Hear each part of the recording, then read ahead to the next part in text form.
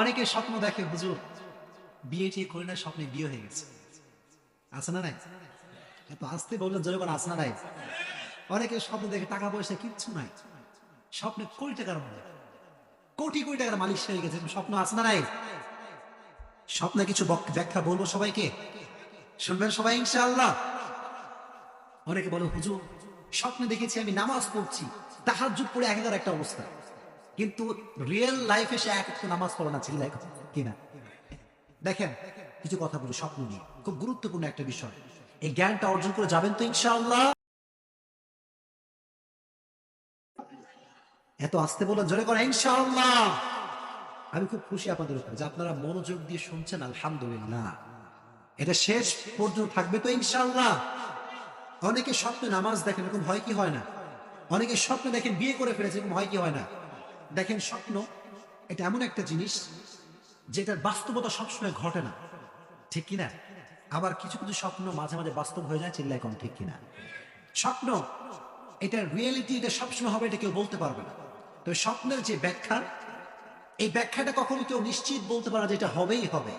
আমরা যেগুলো ব্যাখ্যা বলি সব ব্যাখ্যা হচ্ছে সম্ভাব্য নয়, এটা হতেও পারে নাও হতে পারে।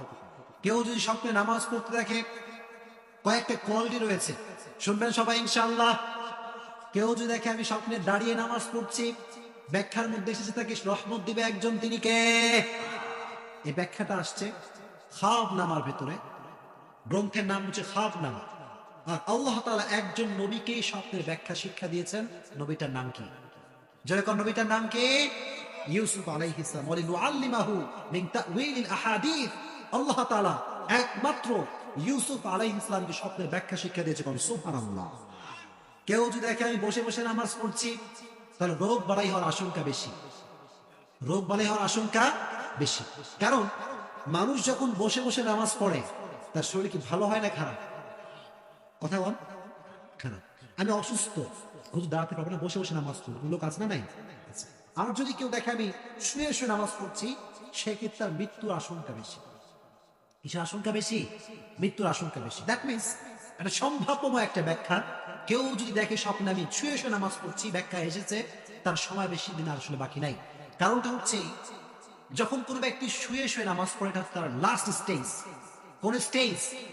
দেখবেন মাঝে মাঝে মেডিকেলে যারা আইসিইউতে থাকে, তারা মাঝে মাঝে শুয়ে শুয়ে নামাজ পড়ে, চিল্লায় এখন ঠিক কিনা? তাহলে দাঁড়িয়ে নামাজ পড়লে রহমত, বসে নামাজ পড়লে রোগ বালাই হওয়ার আশঙ্কা বেশি, আর শুয়ে নামাজ পড়লে মৃত্যুর আশঙ্কা কম না বেশি? আবার যদি কেউ স্বপ্নে দেখে আমি ইমামতি করছি, আমি সামনে দাঁড়িয়ে আছি, পেছনে হাজার হাজার মানুষ আমার মুসল্লি, তাহলে তাকে আল্লাহ তাআলা নেতৃত্ব দিবে, কোন সুবহানাল্লাহ। কারণ ইমাম এর মানে হচ্ছে লিডার। ইমাম মানে কি? নেতা। তো কেউ যদি স্বপ্নে ইমামতি করতে দেখে, তাহলে তাকে নেতৃত্ব দেওয়ার একটা আশঙ্কা আছে না নাই? আছে। আর কেউ যদি দেখে যে আমি নামাজ পড়ছি মুসল্লি হিসেবে, তাহলে ব্যাখ্যার ভিতরে এসেছে যে তার পরিবারের রহমত, মার্সি, ব্লেসিং এন্ড বাউন্টিজ দিবে একজন, তিনি কে? সম্ভাব্যময় কথা। কিময় কথা? সম্ভাব্য। এটা হতেও পারে, নাও হতে পারে। এখন কেউ যদি দেখে যে হুজুর অজু ছাড়া নামাজ পড়ছি, আছে না নাই? অজু নাই কিন্তু নামাজ পড়ছি, এটার ব্যাখ্যা কি? ব্যাখ্যা এসেছে অজু ছাড়া নামাজ পড়তে দেখলে এর ব্যাখ্যা হচ্ছে যে তার রোগ বালাই হওয়ার আশঙ্কা বেশি। কিসের আশঙ্কা বেশি? রোগ বালাই হওয়ার আশঙ্কা বেশি। এখন কেউ যদি দেখে যে আমি পশ্চিমমুখী হয়ে নামাজ পড়ছি, কোন মুখী? আপনাকে সবাই রাগ করছেন নাকি? এটা নতুন না পুরাতন কথা? নতুন কথা, অনেকে জানেন না, ঠিক কিনা? পশ্চিমমুখী হয়ে নামাজ পড়লে ব্যাখ্যা আসছে যে ব্যক্তি দেখবে যে আমি পশ্চিমমুখী হয়ে নামাজ পড়ছি, তার ধর্মের প্রতি উদাসীনতার লক্ষণ। এটা ধর্মের প্রতি সে যে উদাসীন হবে, এটা হচ্ছে তার লক্ষণ, ছিল এখন, ঠিক কিনা? আর কেউ যদি কেবলামুখী হয়ে নামাজ পড়ছি, কোন মুখী? তাহলে আল্লাহ তাআলা তাকে হজের তৌফিক দিবেন, জোরে কোন সুবহানাল্লাহ। এটাও সম্ভাব্য মত। আল্লাহ তুমি আমাদের স্বপ্নকে ভালো হিসেবে কবুল করে নিও, পড়া আমিন। আর কেউ যদি তাকে বিয়ে করছি, তাহলে ব্যাখ্যা কি হবে? শুনবেন সবাই। এটা বলে আমরা আবার যাব, জোরে কোন ইনশাআল্লাহ। অনেকে বিরক্ত, তাকবীর দেন, লিল্লাহি তাকবীর, লিল্লাহি তাকবীর।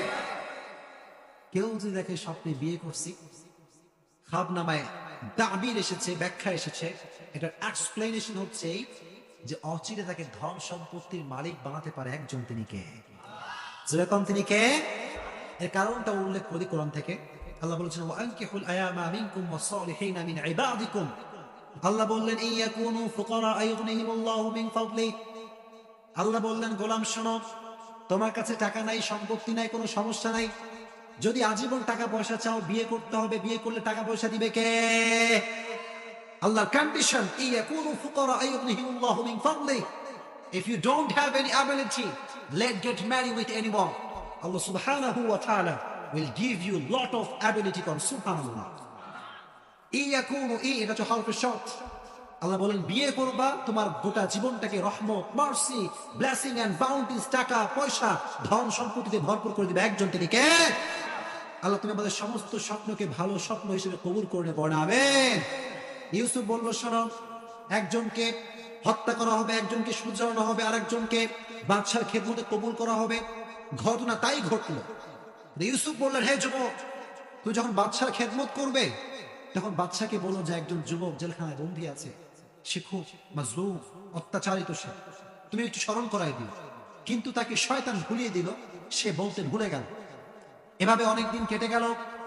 অনেকদিন পরে, দীর্ঘ লম্বা সময় পরে, ওই দেশের বাদশা স্বপ্নে দেখলো যে সাতটা গরু, সাতটা বিশাল বড় গরু তারা স্বপ্নে দেখেছে। এই কথা কথা বলেন না, কথা বলছি দেখেন, কথা পরে বলেন প্লিজ, ডিস্টার্ব হয়ে যাবে, আমাকে কথা বলতে দেন। উনি স্বপ্নে দেখলেন যে 7টা মোটা তাজা গরু, 7টা কি তাজা গরু? মোটা তাজা গরু, আর 7টা চিকন গরু। এই 7টা মোটা তাজা গরুকে 7টা চিকন গরু গিলে গিলে খাচ্ছে। কি করে খাচ্ছে? গিলে গিলে খাচ্ছে। আবার উনি দেখলেন 7টা তাজা শস্য ক্ষেত আর 7টা মরা শুষ্ক ক্ষেত। উনি এবার স্বপ্নের ব্যাখ্যা করতে শুরু করলেন, স্বপ্নের ব্যাখ্যাটা আসলে কি হবে। এবার গোটা বিশ্বে উনাদের যে রাজ্য ছিল ঘোষণা করলেন যে স্বপ্নের ব্যাখ্যা আমাকে কে বলতে পারবে। এবার ওই যে যুবক জেলখানা থেকে মুক্তি পেয়েছিল, সে ইউসুফকে চিনে কি চিনে না? কথা বোঝেন না, চিনে কি চিনে না? ও কয় হায় হায়, এইবার তো খাইছে কাজ। আমার বন্ধু বলছিল একটু স্মরণ করেন, আমি তো ভুলে গেছি। এবার কয় রাজা সাহেব আমার কাছে সন্ধান আছে, সুবহানাল্লাহ পড়ে বলে আমার কাছে যুবকের সন্ধান হবে, ওই যুবক বলতে হবে স্বপ্নের ব্যাখ্যাটা কি আছে। এবার রাজা বলো চলো আমাকে নিয়ে চলো। এবার রাজাকে নিয়ে সেই যুবক চলে গেল ইউসুফের কাছে। ইউসুফ আলাইহিস সালাম বোকানা চালাক। যখন রাজা সাহেব আসছে স্বপ্নের ব্যাখ্যা শুনতে, যে ব্যাখ্যা বলবো না, ব্যাখ্যা কি করবো না, বলে কেন? বলে আমার চরিত্রকে ধ্বংস করার জন্য একটা বড় বিশাল বড় কৌশল করা হয়েছে। আমাকে চরিত্রের যে কলঙ্ক আছে এটা মুক্ত করলে আমি বলবো কম সুবহানাল্লাহ।